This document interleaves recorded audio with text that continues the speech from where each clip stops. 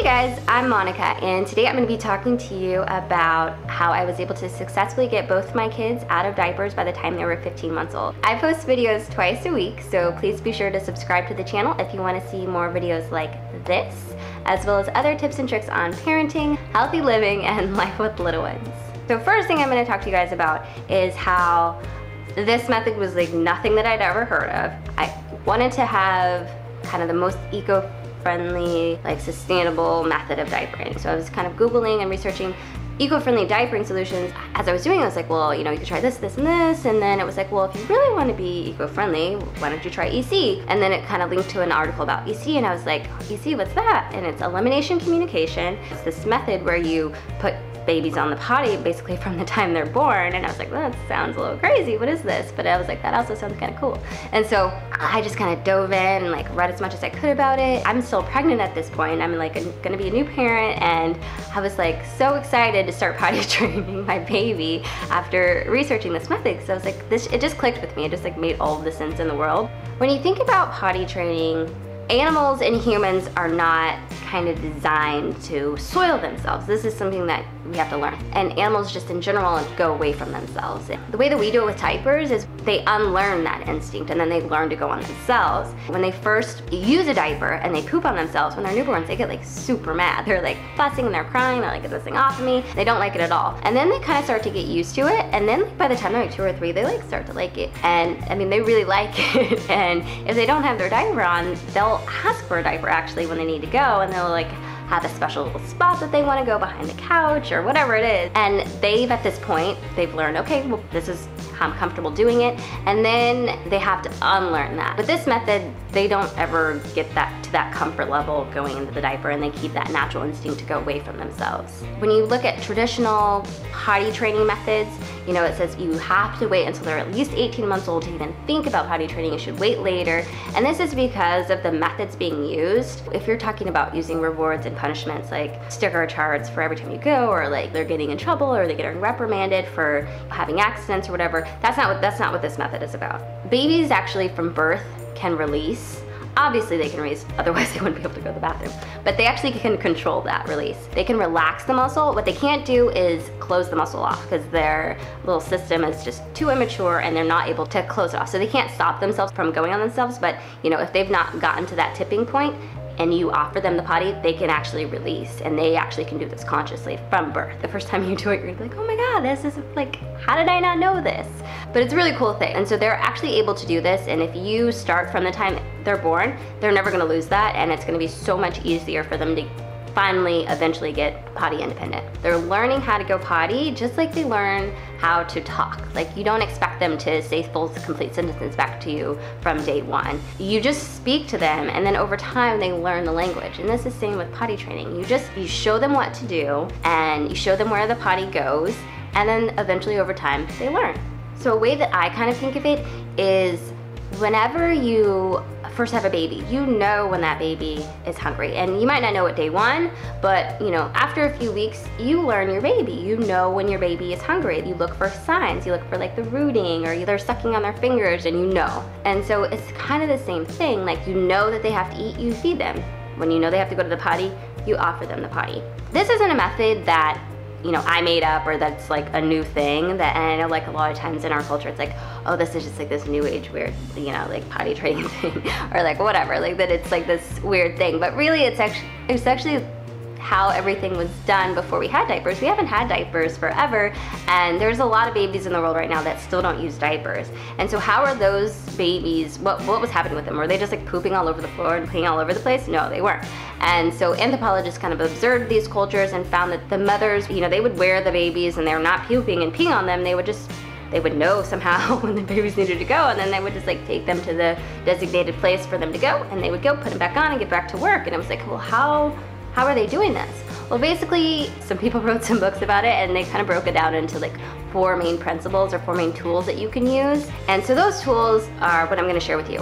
So our first tool that we're gonna be talking about is signals. So what this is basically watching your baby for signs that they need to go. And for little ones, this can be anything from like getting really wiggly and squirming around, or sometimes, you know, they'll kick their feet, or they'll look to the left, or they'll kind of stare off into space, or whatever it is. For poop, it's a little bit more obvious. You know, they make the poop face.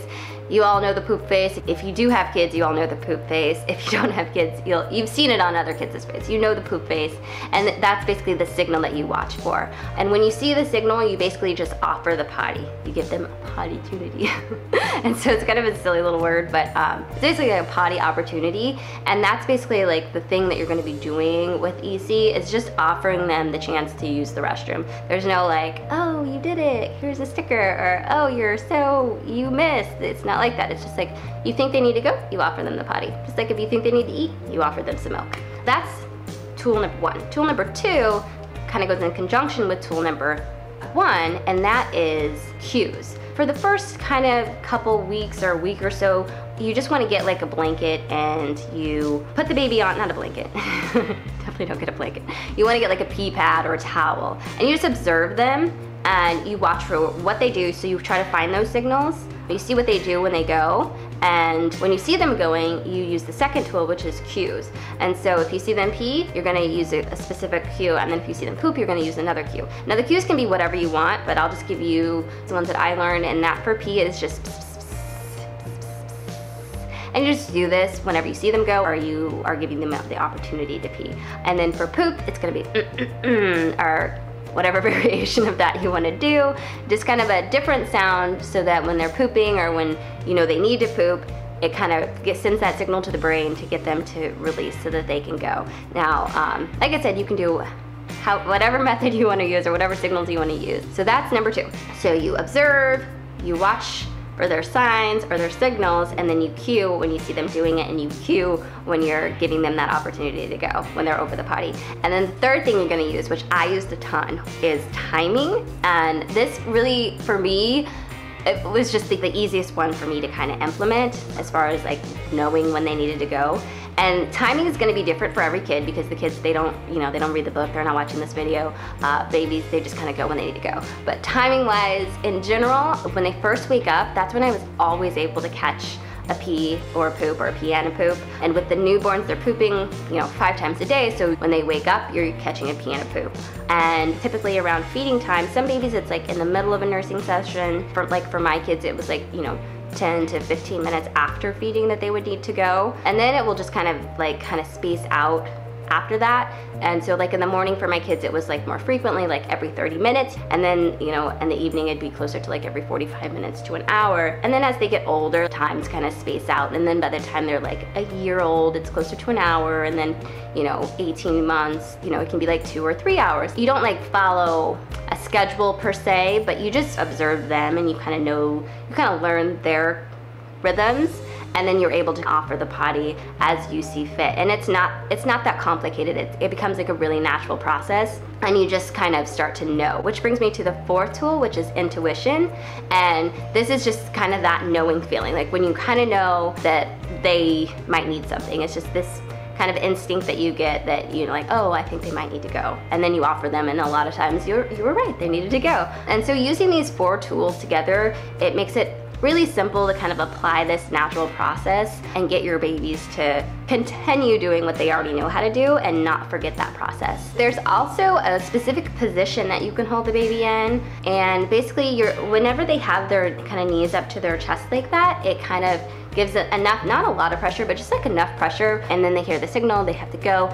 It kind of helps them to be able to release and go in that moment. You can hold them over the potty like this. Sometimes I would sit backwards on the potty and do this, and then sometimes I would just have a little top hat potty that I would sit in my lap, and then just hold the babies over like that. And that was like something that when they're newborns, you can just kind of get them up against your stomach, and you can even, like when you're pushing, kind of doing that, they can kind of feel that, and that kind of helps them to release as well. Another thing that I think is important to remember is that this is not something that has to be like an all or nothing thing. You don't have to do this all day, every day, never buy a diaper or anything like that. I use diapers. With my daughter, there would still be times where she was in a diaper like throughout the day, and I would use cloth diapers so she would feel it, and I would change her as quickly as I could, but I couldn't like just be on all day, and that was fine. It was like when I had the chance, when I had the energy, when I had the wherewithal, then I would give her diaper free time and I would offer her the potty, and you know, we'd do the whole thing. That wasn't like all day every day. So like if you're working, or if you only have time in the morning, or you only have time in the evening, that's okay. You can do this part-time, and as long as they're still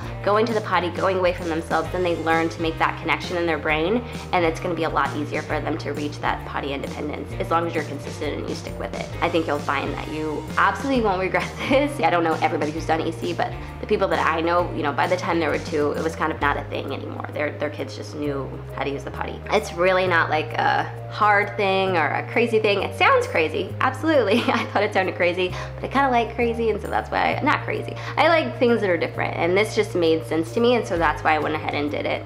Some different resources that you can use if you decide that this is what you want to do. There's a lot of support out there. There's Facebook groups that you can join that talk about EC, where you can ask and answer questions. There's books that you can read, and I'll link up all the stuff in the description, so be sure to check that out. Also, if you're doing EC and you have some tips and tricks that I haven't hit on or that you wanted to talk about, leave it in the comments below. If you have any questions, also leave that below. Make sure to stay tuned for part 2 of this video, where I'll go over problems or hurdles that you can run into and some tips and tricks that I use to navigate through those, as well as the gear that I use to kind of get you ready and get you confident so that you too can use this method.